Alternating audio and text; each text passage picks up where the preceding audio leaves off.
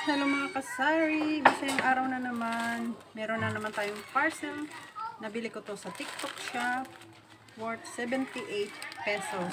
So sunod-sunod yung parcel natin ngayon dahil halos lahat ng mga in-order ko ay mga pang sari-sari store.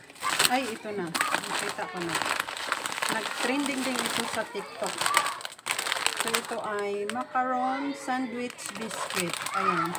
Sa inyo mga kasari, magkano bintahan nyo ito?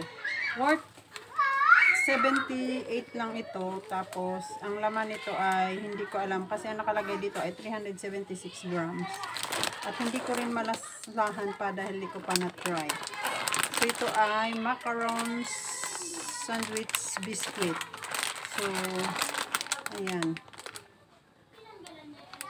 Kung 100 ito, pwede na sa piso. Ayan. Thank you for watching mga kasari.